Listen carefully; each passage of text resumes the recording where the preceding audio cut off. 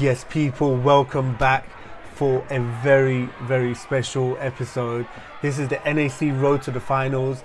We've got stoppages, we've got KOs, we've got great action, we've got some predictions for the finals because the pick of the tournament on the 22nd is got to be Dylan Oke v Yaseen Ramsey. They're going to meet again. Dylan's already beaten Yaseen, so we're going to do some predictions, do some analysis on that fight. But before we do that, Jay Johnson massively improved over here fighting Aziz Ben Ruha from Islington. Aziz won the Londons last year at 75 kg, so you'd think he would be the favourite here. Jay won the intermediates this year. He's already cut Aziz. I'm not sure if you can see, but that left eye has already opened up. Jay really boxed to his strengths, kept it long. He was in probably the bout of the year. I know it's not been that long, but that fight he had with Jojo is up. If you haven't seen it, you want to go and check that out. But a minute in, a minute and 10 seconds in, and that cut looked nasty. I had a close-up of it. And there we have it. The doctors called it off. Not sure what Aziz is complaining about. That fight is finished. Moving swiftly on, man of the moment, Dylan Oke here in the quarterfinals against Christian Thomas, who was the 2022 London champion. And if I'm not mistaken, Christian won that finals with only like 12 bouts or something. He's a bit of a slow starter, really looking for those power punches. He can definitely bang. This is the third round and Dylan was all over him. Having watched like Dylan previously in the development finals, I think that was 2022 as well, when he beat Kola Omo. That was a really techie bout. Watched him against Tevin Thompson and the boy from Belvedere, whose name I don't recall, my bad. He doesn't give you a second to breathe. He is like all over you. I haven't seen anyone be able to keep up with Dylan's pace. It's absolutely relentless, and he can definitely punch hard as well. Like, bullying Christian Thomas here, with all due respect, is all one-way traffic. He was really getting out of box. Fred was like picking him off, really accurate punches, whipping up those counter uppercuts. And there we have it, another really, standing really count. It was one too many for his coach because he was absolutely livid and threw the towel in. That was a statement win by Dylan, but we're going to come back to him because he had an even more devastating win in the semi-final. Okay, next up we've got Fred Pullen v Neji Hassan. I did say you guys want to hang around for this episode, so this is towards the end of round one, and ooh, what a sweet right hand. Neji did well to get right back up, but up to that point, Neji, of course, despite that knockdown, he was completely game. Really wanted to have a go at it and land some devastating shots of his own.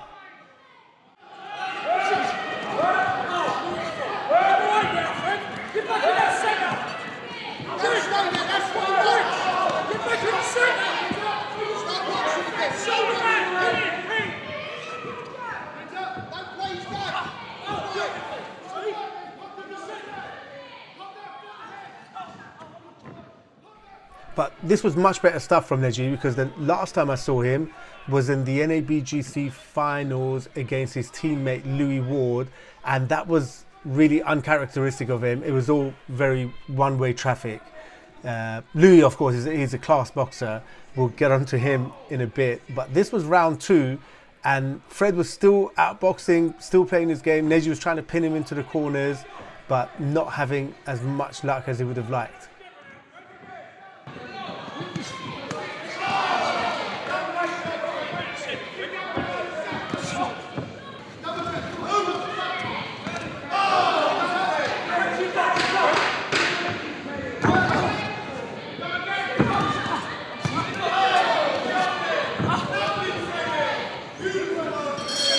So 2 rounds in the bag for Fred, and this is round 3. Despite all of the warnings from his corner, he managed to get pinned on those ropes, stay there for a bit too long, and boom, Neji really landed some clean, sweet shots there. And I have to admit, up to that point, I thought Neji was out. Like, Fred was winning the rounds convincingly, and another shot, big right hand from Neji. For a moment, it looked like, Neji was going to do the business. Maybe he was going to get a stoppage win. So, I don't know, perhaps taking the eye off the ball, but let's not take anything away from Neji as well, because he is a class boxer and he is 100% game coming to win.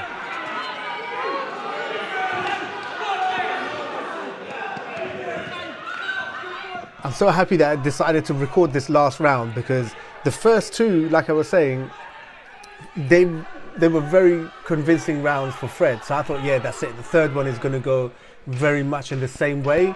But I'm not sure why I just decided to record the third round as well instead of taking some photos. And my God, I'm just glad I did, because it turned out to be an absolute war. Fred going into the final, but showing some vulnerabilities in the process. Moving on, we've got Louis Ward from Repton v Jermaine Diliwayo from St Pancras. Now, Louis, I have to rate Louis, because I've been watching him. I saw him in the NABGC final when he beat Neji. I've seen him a few times, and he's a class boxer. Like, he doesn't do anything too fancy, but he really does measure the opponent, good counter punches, and his distance control is very, very good. Now, when this bout was finished, Louis went on to really complain. He thought he'd really won it. So I had to watch this one back from the beginning. I recorded all 3 rounds.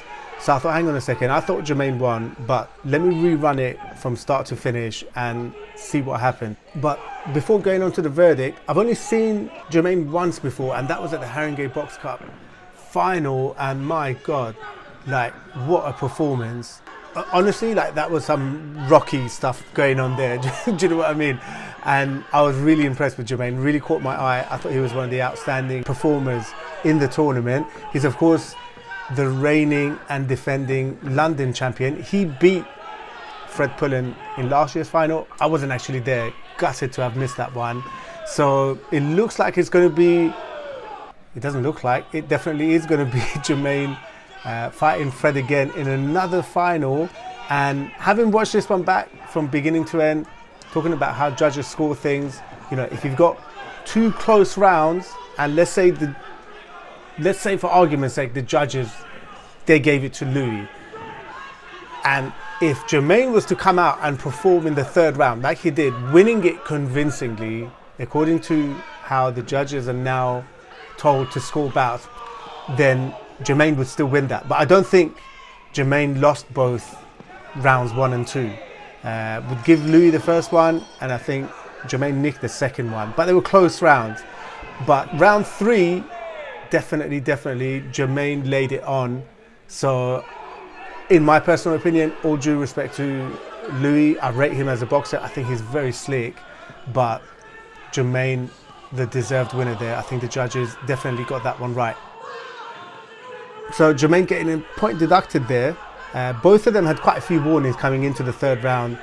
Louis had been warned several times for stepping on the toes. So Jermaine going a point down there in the 3rd.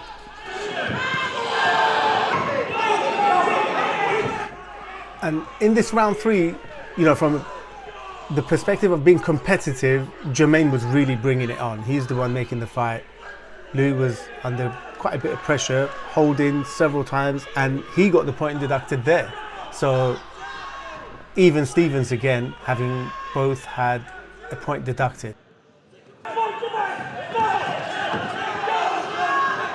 So in this round, Jermaine really piling the pressure on. Louis starting to hold more and more. Jermaine starting to have more success, big shots like that. Those weigh quite heavily in the judges' scorecard. So if you land a jab and you eat one of those, then let's say it's 2-1. If they were the only 2 punches that landed, that backhand is going to win it. Now, with Louis, there we go, there's another big shot. Getting hit time and again, he's holding. The referee's not a mug. So he's getting another point deducted. So with Jermaine winning the round and having the point deducted, that's the 10-8. But I think Jermaine won this round convincingly. There we go, another big shot. So I think without the point deduction, it would have been a 10-8 for Jermaine, but with the point deducted, it's possibly a 10-7. So for me personally, no question, Jermaine won this fight. With that said, I'm gonna have to wrap this one up because we've just gone over 10 minutes, but there will be a part 2. Make sure you come back for that one because we've got Conor Mitchell, we've got more of Dylan Oke, we've got the predictions and the breakdown for the fight with Yaseen and Ramsey, the big one that I'm sure everyone's looking forward to. Of course, if you stuck around for this long, please get in the comments, hit that subscribe button, but I want to hear your views on anything and everything that's been discussed here. I want to know what you guys think.